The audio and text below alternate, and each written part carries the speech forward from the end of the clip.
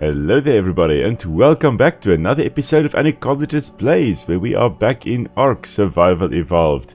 If you are new to the channel, my name is Will, and I will be your guide as we fly around the island, learning more about nature by playing games.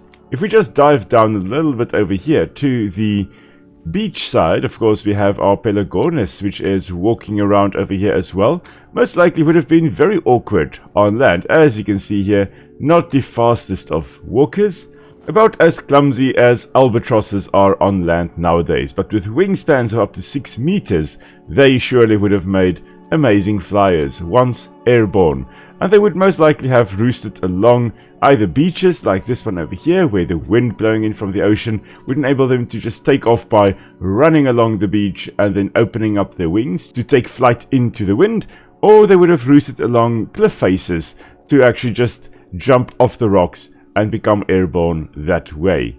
And we are just going to carry on along the beach over here.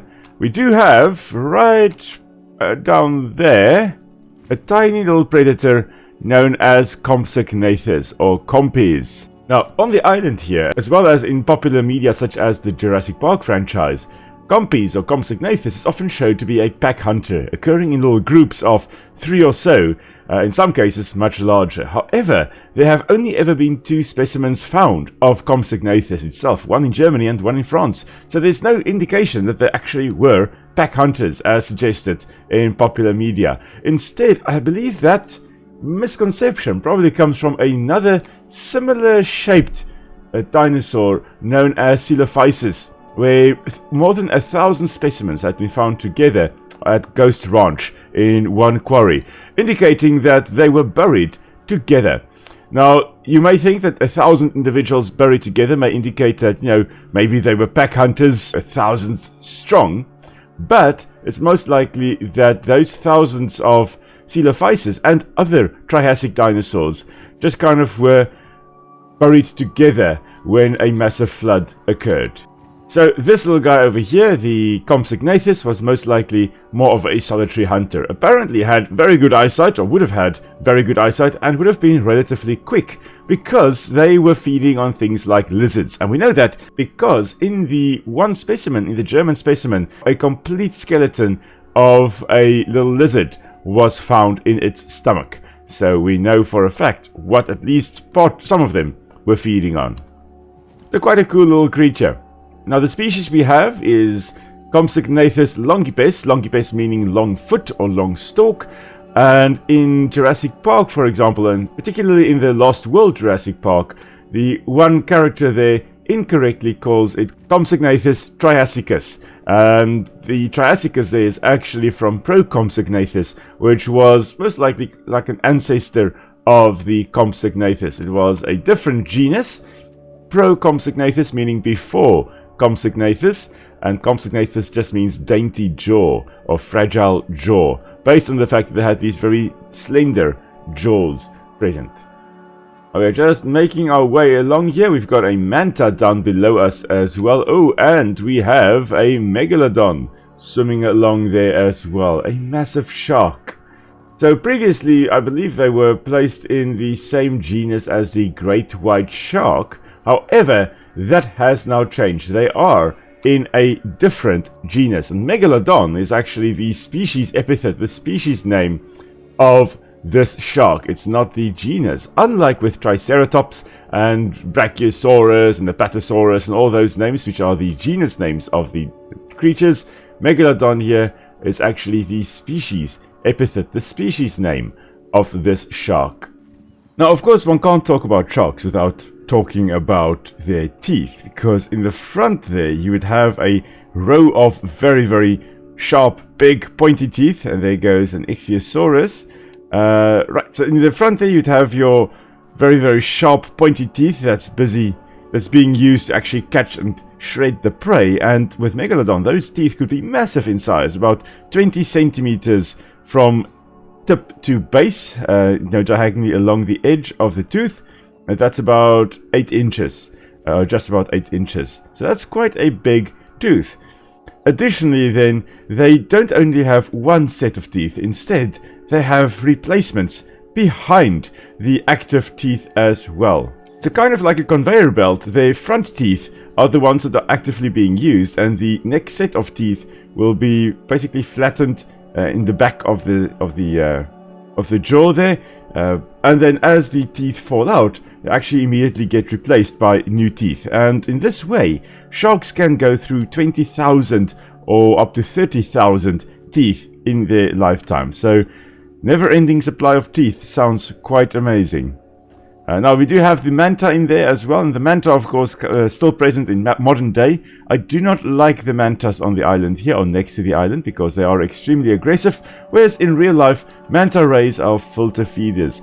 Also cartilaginous fish like the massive sharks, the Megalodon. Megalodon just means mega tooth or mega sized tooth because of the massive 20 centimeter long teeth.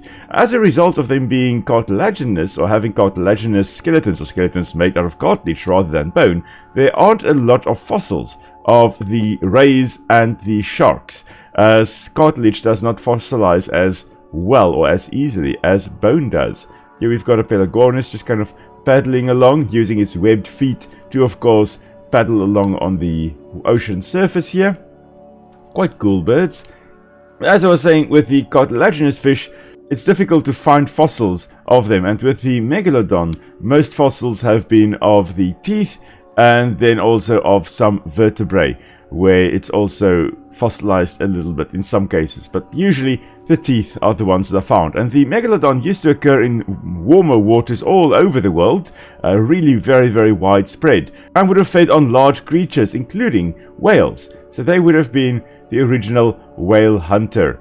However, as the ocean started getting colder and as the prey animals got larger, baleen whales in particular got quite large, and then also as they faced competition with other large predators such as predatory whales, Leviathan for example, they were outcompeted, eventually disappearing.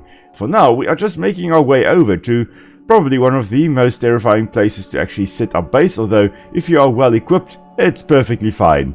Right over there, up ahead, we have Carnivore Island, and if we look on the map, we are right at the top of the map over there.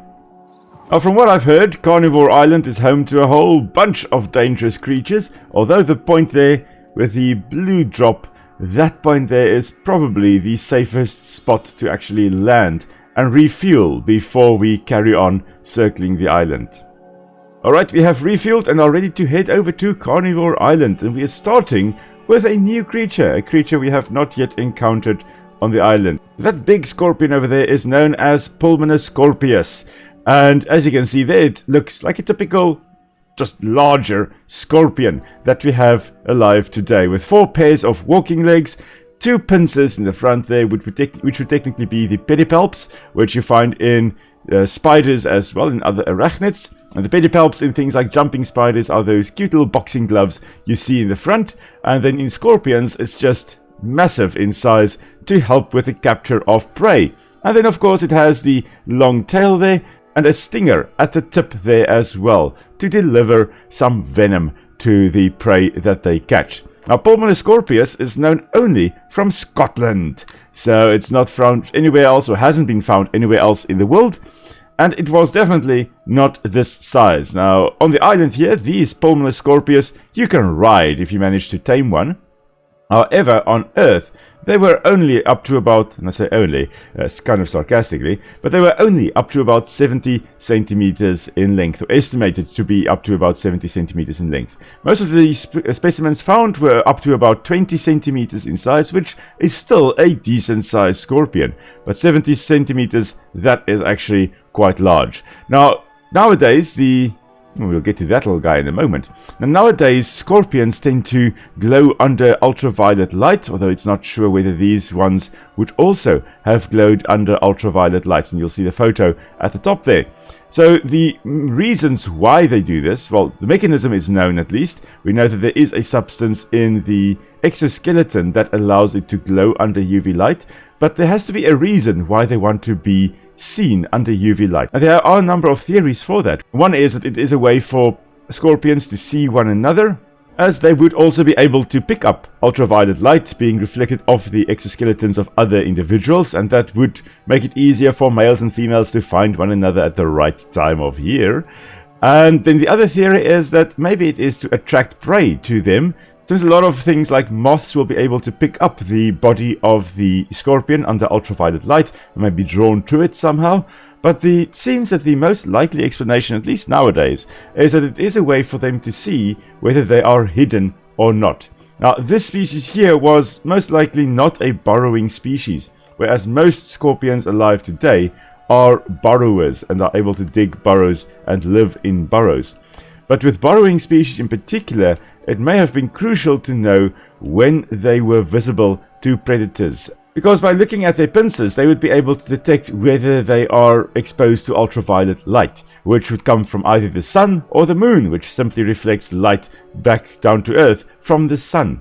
And if they do then determine that, okay, well, ultraviolet light is shining on me, they of course can just retreat a little bit so that they are back in safety. You'll most often find them walking around on nights where there is no full moon, meaning that there is very little ultraviolet light actually, going to them or reflecting off their bodies, making them a little less visible. And then of course we do have a mammal that was walking around on the island here. There's one up ahead, let's have a look at it. So there we have the saber-tooth cats. Smilodon, most likely. There were a whole bunch of different saber-tooth cats, things like the Machairidus and Amphimachairidus, which we encountered in Ancestors, the Humankind Odyssey. And then, of course, we have Smilodon, which originated in North America. This was a large North American predator. And they most likely did live in packs, with males and females together, and then, of course, the offspring. So despite often being called saber-toothed tigers, the saber-toothed cats were not related to tigers at all. And that's actually a misnomer. Instead, saber-toothed cats like the Smilodon are simply in the Felidae family, and they are typical cats, probably with retractable claws and things like that, although in this case you can see the claws visible there, not retracted. But what is interesting about the Smilodon and about saber-toothed cats is that initially they were found only on North America. So when these massive cats originated in North America, which was about 2.5 million years ago, North and South America had just started attaching to one another. So the Isthmus of Panama had been forming. And then as the Isthmus of Panama formed properly, the Smilodon were then able to move over to South America as well. And the species of Smilodon found on South America, Smilodon populator, was actually larger than the Smilodon species found in North America. And they were very successful in making that journey across. And the Great American Biotic Interchange, which is what happened when North and South America connected to one another and the Isthmus of Panama formed, that actually resulted in a whole bunch of species from South America, or a few species at least from South America, making the journey to North America, although they were largely stopped by the cold, dry Mexican plateau. But a lot of species from North America actually made the journey through to South America, as we just look at the hindquarters of the Smilodon over there. And things like the terror birds, one species at least was able to move from South to North America, and a lot of different species like Smilodon over here, and like llamas, for example, which originated in North America, they were able to then make the journey across to South America. And that's known as the Great American Biotic Interchange, or GABI for short. So why were the saber-toothed cats in South America? GABI, of course. GABI happened. Blame everything on GABI. So of course, the question is, why on earth did they have these large teeth, in these large saber teeth in their jaws there, in their top jaws? And it was of course to try and incapacitate their prey very quickly, most likely by severing the jugular, causing the animal to die quite quickly. Alternatively, it could have been used to actually crush the esophagus and to try and suffocate the prey a little bit quicker. So in essence, it was there to catch prey. Now we do have a weird little arthropod or jointed leg creature also walking along here, one of the trilobites. Trilobites meaning three-lobed bodies. And that's because you can see that central brownish, lighter brown ridge there. Now it's one lobe, and then to the left and right thereof you also had lobes in the body. And they were thousands and thousands of trilobite species, and they were extremely abundant. Probably the most abundant creatures for a very, very long time. And whether they came onto land is debatable. They were really adapted quite well for life in the ocean. So they're known as arthropods, meaning jointed legs, because on the underside of their bodies they had jointed legs, and then the top part looking like that. They had quite amazing eyes though. I'm not sure whether we'll be able to see it as we fly over here to it, but scientists are now using that to come up with new camera lenses, believe it or not. So there we go. Now, we can't really see the eyes on there, but the eyes included silica crystals, which are weird. I mean, hard crystals in the eyes there, and it was structured in such a way that they could most likely have focused on objects to different distances away at the same time. Now, we as humans can't do that. If you try to do that, well, you're going to struggle. We can focus on at one point in the distance, and everything else is slightly blurry. However, oh hello there, raptors. The raptors are trying to get to us. They can try, but they're not going to get to us. But the trilobites were able to focus on two objects that were different distances away from the organism, which would have allowed them to spot prey and predators all at the same time, which is quite amazing. And scientists are now trying to use those eyes to come up with camera lenses that have two different focal distances, which is quite amazing. Right, but here we are. We have made it to Carnivore Island. Next time we are going to fly around a little bit over there. Have a look at Carnotaurus and the massive birds, of course, they're also flying, which we have a specimen of. And we will most likely next time be flying around on that. And that is, of course, the Argentavis. So on Friday, of course, we are going to have our Dinkum episode where Nick and I will be playing Dinkum. Then on Saturday we are going to be streaming Dinkum as well, and oh my goodness, it seems that we may be in danger here, guys, but we are going to be streaming Dinkum, and then next week I'll be back again continuing our guided tour as we continue on here with the Carnivore Island. So thank you for joining me, everybody. Hope you have a wonderful weekend. I will see you all again soon. Until then, stay safe and goodbye.